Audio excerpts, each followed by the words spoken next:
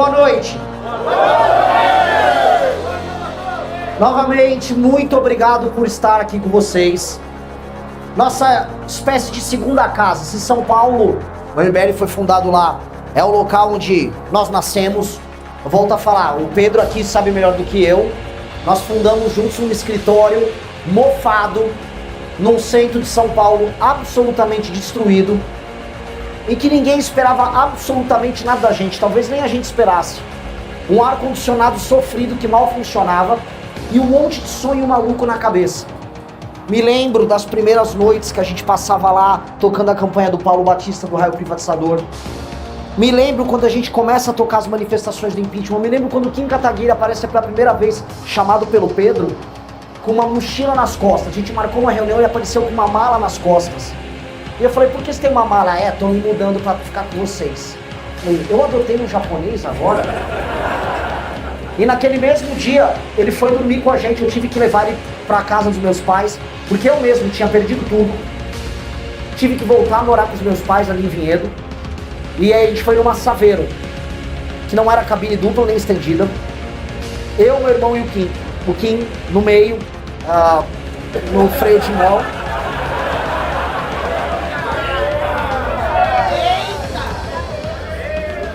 Nada foi violado. O homem é bom. O homem é bom. E aquele cara que foi fazendo piada pra gente no carro hoje se tornou o líder do nosso partido na Câmara dos Deputados. E hoje tá cuidando.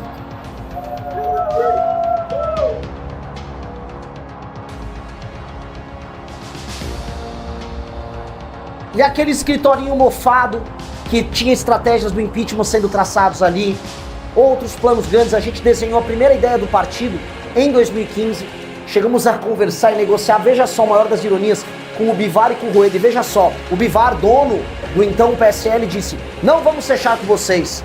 Pois bem, 10 anos se passaram, hoje a gente tem um partido e ele não tem mais. Maior das ironias do mundo, mas a vida é assim, a vida tem dessas. Vencemos o impeachment da Dilma, mudamos de escritório, fomos para um galpão, vencemos na prisão do Lula e aprendemos que as pessoas não davam valor para o nosso trabalho, porque o nosso trabalho não era ele em si um projeto que apontava poder. Eu poderia passar hoje à noite com vocês apontando todo o ódio que eu sinto das pessoas que nos traíram, que nos abandonaram. E de todo o ódio que nós vamos sentir das outras traições que vão continuar acontecendo. Porque a política é sobre traição também. Especialmente num país como o Brasil, o país rei do adultério, não é? Então, isto acontece e nós não podemos negar. Dito isso, eu não guardo rancores. Porque a partir do momento que a gente entendeu que nós temos que apontar o caminho, e que nós temos o caminho, e que nós vamos construir ele com as pessoas que passaram o inferno conosco, aí a gente entendeu tudo. E tudo mudou de figura. Veja como é interessante isso. Outro dia alguém me falou, e esse alguém falou de maneira com muita sabedoria. O MBL nasceu de verdade em 2019 no Derrete MBL, no cancelamento. Foi o Russo. Porque o Russo se mudou pra lá pra trabalhar com a gente em 2019. E ele falou, mas o grande marco foi aquela operação que os bolsonaristas fizeram, que tentou prender a gente e acabar com a gente. Ali nasce o MBL de verdade. A pré-história do MBL foi fácil. O impeachment, em grande medida, a gente só acertou. As coisas aconteciam como música. Mas nós criamos a nossa identidade naquele momento, quando a gente nega aceitar a liderança falsa do homem fraco. E ao negar a liderança falsa do homem fraco, veja só, nós criamos a liderança verdadeira de homens fortes. Porque a força está no rejeitar o fraco. A força está na rejeição do caminho bobo, banal, o caminho de curto prazo. E começamos a fazer essa construção. E foi uma grande aventura. A aventura da criação do Clube MBL, que foi virar o Valete Plus, da revista Valete. A criação do projeto Livro Amarelo. A criação do projeto do partido. O partido começando a sair do papel. As coletas. Os coletores que foram assaltados. Os coletores que tomaram porrada. O dia a dia nosso no escritório, suando frio para ter dinheiro para pagar os coletores. Nunca, em nenhum momento, a gente deixou de pagar um coletor. Nunca atrasamos os pagamentos. As pessoas doavam. Tinha gente que pagava R$1.000 na bandeira para poder contribuir. Tinha gente que mandava, quando a gente falava, tô sem grana, aparecia algum moleque doando R$100. Olha, esse aqui é o dinheiro do meu lanche, eu tô mandando pra vocês. As pessoas fizeram isso. E foram essas pessoas, não grandes empresários, ninguém, que estiveram conosco nesse momento. e eu falo, o momento da fundação do partido foi apenas nosso. Nenhum político estendeu a mão, nenhuma liderança estendeu a mão, nenhum grande empresário estendeu a mão, porque nenhum deles gostaria de ver a gente como opção. E sabe por quê? Porque eles estavam certos. Eles sabem que se nós formos uma opinião, uma opção de força, uma opção de poder, nós seguiremos um caminho autônomo que ninguém vai controlar. Então eles estavam certos. Eles testaram o nosso espírito e o nosso espírito deu origem ao Partido Missão. E veja que maluco, o espírito do Partido Missão é o espírito dos 9 de Curitiba. E o espírito dos 9 de Curitiba, que são desses momentos em que o movimento nasce e renasce e renova sua fé e sua força, é o mesmo espírito daquela rejeição que nós fizemos em 2019 ao bolsonarismo fácil. Ou quando fomos atacados em 2020 com a minha família sendo exposta e no mesmo momento a gente abriu uma live falando que o promotor era um vagabundo. Na hora, na lata. Esse é o movimento que nós criamos. Esse é o movimento que todos tentam acabar, porque nós somos incômodo, nós somos a mosca que pisou na sopa. Nós somos o Brasil que toma consciência de si e avisa, nós temos um caminho e nós vamos partir da ilusão besta, como é a ilusão do lulismo, como a ilusão do bolsonarismo. E onde nós vamos e trazemos a nossa verdade, e na prática não é a nossa verdade, é a verdade. Mesmo os adversários se curvam. Eu rodei o estado do Paraná, fui bem recebido por rádios das mais diversas, em sua maioria rádios de bolsonaristas. O que eu fiz? Eu não os distratei. Não quis provar para eles que eles estavam errados. Nós não temos agora, nesse momento, que perder o nosso tempo mostrando para esses eleitores ou para esses influenciadores que eles erraram. Essa fase já existiu. Agora nós temos que mostrar que nós somos melhores. E no coração deles, eles sabem disso. No coração de boa parte desses influenciadores, jornalistas, eles sabem que isso é verdade. E aos poucos nós vamos começar a ganhar os corações das pessoas. E esse é o nosso papel. Antigamente, diziam assim, Renan, se você não vai apoiar o Bolsonaro, vai apoiar quem? Nós não tínhamos partido para dizer, nós. Agora nós temos. Agora nós temos um caminho. E não apenas o caminho da rejeição. Agora nós temos o caminho da afirmação. E essa afirmação vai ter que se dar todos os dias com vocês. Eu estava reclamando esses dias numa live que os nossos porta-vozes, os nossos pré-candidatos, não me divulgavam a contento. É pra divulgar a porra da minha candidatura, eu falei. Porque ali você tá afirmando pros outros não apenas os seus valores, mas você tá negando os valores ou a ausência de valores dos seus adversários. E você tá negando o caminho fácil que tantos seguiram, que nos usaram e foram embora. E todo dia é um dia de sacrifício para nós. Todo dia é um dia que nós comemos a erva amarga de ter a própria opinião e o próprio caminho. Todo dia é a Páscoa judaica pra gente, em que a gente lembra dos piores momentos.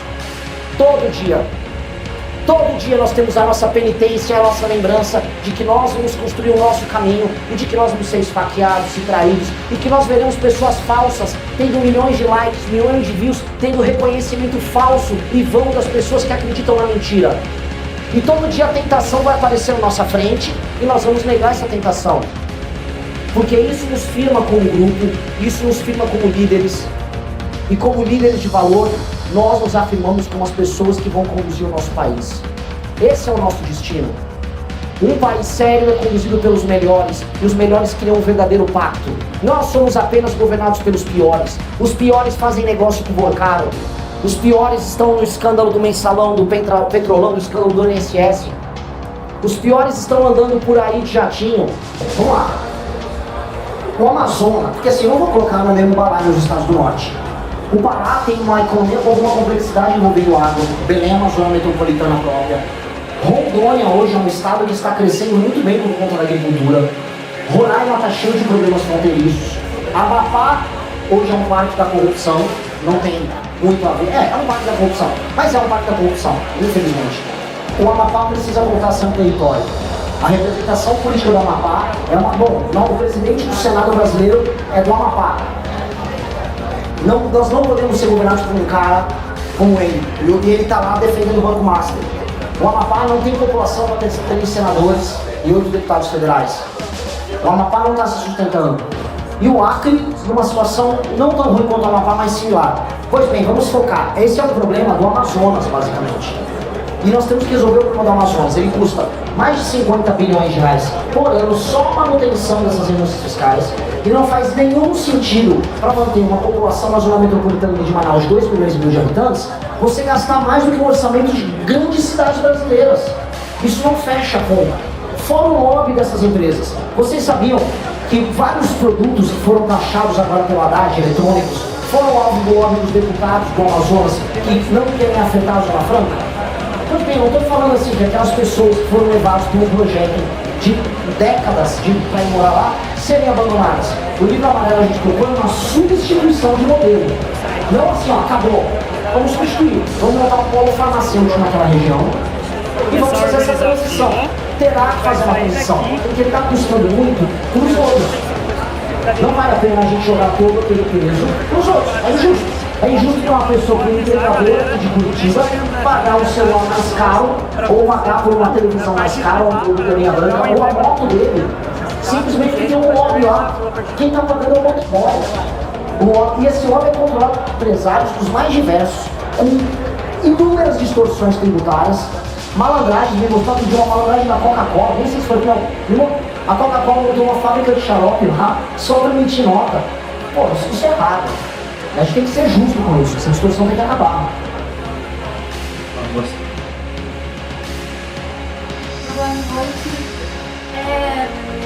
Minha dúvida é bem simples, eu só queria entender como que na prática vai funcionar o processo de mudança da Constituição, visto que a Constituição é algo quase intocável hoje em dia.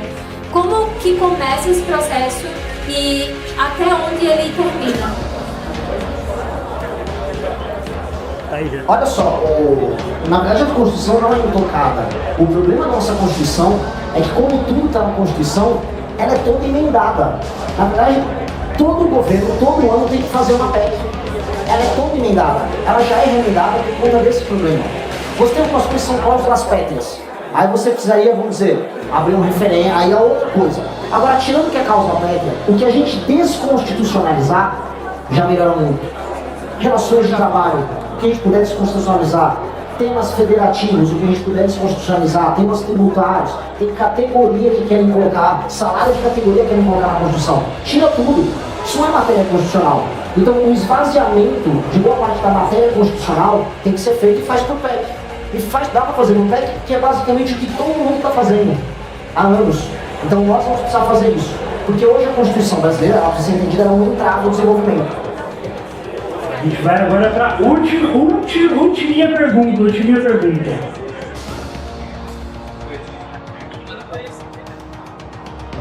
Renan, eu queria saber uma coisa de você. O governo do Atacar, ele viu que atualizou a produção viária da nossa produção, em vez de fazer a nossa ferrovia. Tem alguma coisa aí, relação a isso, que ampliar a nossa malha ferroviária, porque é o melhor jeito, né? Você carrega muita coisa e não gastar muito combustível, por exemplo.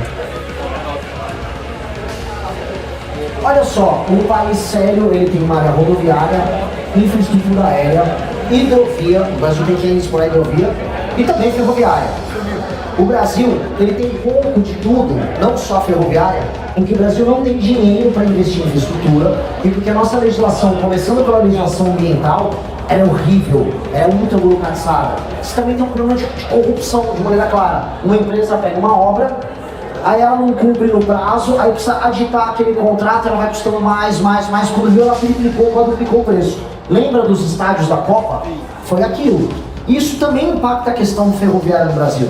No livro amarelo a gente trata desses termos. Agora você consegue fazer muitas concessões, e agora que passou, graças a Deus, trabalham muito no Kim Kataguiri, o novo licenciamento ambiental, vai facilitar mais ainda. Os parâmetros agora estão mais claros. Dá para melhorar? Óbvio, dá para melhorar muito. Mas o cenário com um governo que poupa dinheiro, salva dinheiro, sobrando espaço para investimento e não gasto obrigatório, é um governo que vai cuidar com esses modais. Hidrovia e ferrovia. A gente mal usa os nossos rios. Estava tendo uma discussão agora porque os índios invadiram a Cargill por uma possibilidade de uso de uma hidrovia lá. Que papo de maluco. Então, lei e ordem, melhora nos marcos regulatórios, mas acima de tudo, abrir espaço fiscal vai fazer uma revolução nessa área, isso é nítido. Pessoal, chegamos ao fim das nossas perguntas. Eu quero agradecer imensamente todo mundo. Uma salva de palmas.